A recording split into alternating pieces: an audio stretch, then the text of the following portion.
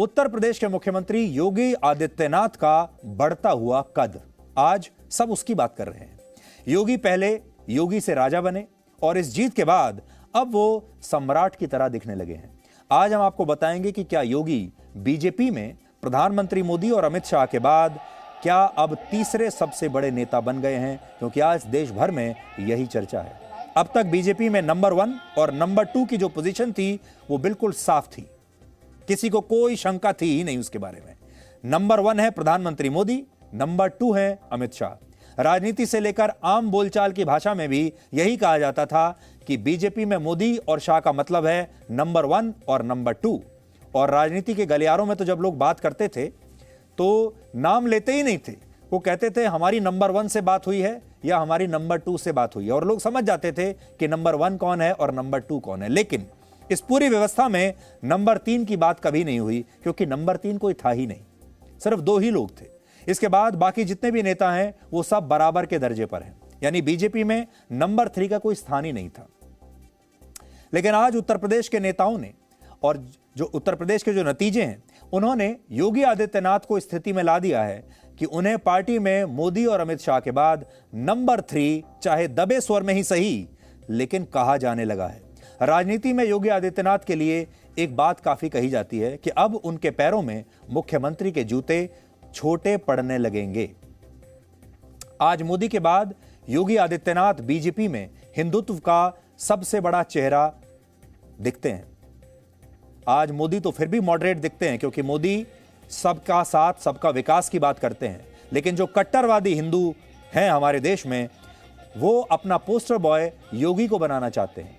अटल बिहारी वाजपेयी के समय लाल कृष्ण आडवाणी हिंदुत्व का सबसे बड़ा चेहरा दिखते थे, तब वाजपेयी सॉफ्ट दिखते थे और आडवाणी हार्ड लाइनर दिखते थे, कट्टर दिखते थे। फिर आडवाणी ने सेकुलर दिखने की कोशिश की और वो पाकिस्तान जाकर जिन्ना की मजार पर फूल मालाएं चढ़ाकर आ गए और फिर वो सॉफ्ट हिंदुत्व का चेहरा बन गए। और उसके बाद प्रधानमंत्री मोदी हिंदुत्व का जो नया चेहरा है वो बन गए। और फिर अब अगर आप देखेंगे तो अब की स्थिति यह है कि प्रधानमंत्री मोदी, क्योंकि वो अब सेकुलर दिखते हैं और सबका साथ सबके विश्वास की बात करते हैं, ऐसे समय में लोग जो कट्टर हिंदूवाद है उसका पोस्टर बॉय योगी आदित्यनाथ को मानकर चल रहे हैं। तो स्थिति यह है, यानी कई मायनों में बीजेपी के दूसरे मुख्यमंत्रियों से योगी काफी अलग हैं। चाहे चुनाव त्रिपुरा में हो, दक्षिण भारत के केरल में हो, उन्हें बीजेपी की तरफ से स्टार प्रचारक बनाकर सभी राज्यों में भेजा जाता है, यानी उनकी जो रिकॉल वैल्यू है वो बाकी के नेताओं से ज्यादा है। मोदी की तरह योगी पर भी कभी ये आरोप नहीं लगाए जा सकते कि वो राजनीति में अपने परिवार और निजी स्वार्थ के लिए हैं। दोनों ही नेताओं की राजनीति पूर्ण रूप से देश को समर्पित है, यानी जैसे मोदी के लिए उनका परिवार, उनकी पूंजी और उनका जीवन केवल ये देश है, ठीक वैसे ही योगी को भी उसी रूप में देखा जाता है। योगी आदित्यनाथ की उम्र इस समय 49 वर्ष है, 49 ईयर्स। वो कांग्रेस के सबसे युवा नेता कहे जाने वाले राहुल गांधी से भी 2 साल छोटे हैं। राहुल गांधी इस समय 51 साल के हैं, जबकि बीजेपी में नंबर 1 प्रधानमंत्री मोदी 71 वर्ष के हैं और नंबर 2 अमित शाह 57 वर्ष के हैं।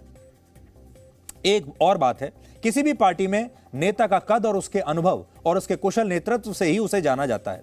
2017 से पहले तक योगी आदित्यनाथ की छवि हिंदुत्व के एक फायर ब्रांड नेता की थी, लेकिन उत्तर प्रदेश में 5 साल सरकार चलाकर फिर इतने शानदार तरीके से दोबारा वापसी करके उन्होंने खुद को एक अच्छे एडमिनिस्ट्रेटर के तौर पर भी, यानी कुशल प्रशासक के तौर पर भी स्थापित किया है। और एक जमाने में यही छवि प्रधानमंत्री मोदी की हुआ करती थी जब वो गुजरात के मुख्यमंत्री थे, और अपने नेतृत्व में बीजेपी को उन्होंने 3 विधानसभा चुनाव एक के बाद एक जिताए थे। हालांकि अभी तीसरा विधानसभा चुनाव तो योगी ने नहीं जितवाया, उसमें तो अभी बहुत समय है, और वो तीसरा विधानसभा चुनाव जीत भी पाएंगे या नहीं, उसकी भविष्यवाणी अभी से करना बहुत ही कठिन काम होगा। चुनाव से पहले मैंने योगी आदित्यनाथ का एक इंटरव्यू किया था और तब भी मैंने उनसे ये सवाल पूछा था, इसलिए आज आपको उस इंटरव्यू का एक छोटा सा अंश जरूर देखना चाहिए। अब मैं आपसे एक गर्मा गर्म सवाल पूछ लेता हूँ। जब आप 2017 में आए थे तब आप सांसद तो कई बार रह चुके थे, लेकिन इतना बड़ा पद आपको पहली बार मिला, तब आप सीएम थे। अब 2021 में लोग कहते हैं अब आप सुपर सीएम हैं, और लोग ये भी कहते हैं कि अब उत्तर प्रदेश के सीएम के जो जूते हैं वो आपके पाँव में छोटे पड़ रहे हैं।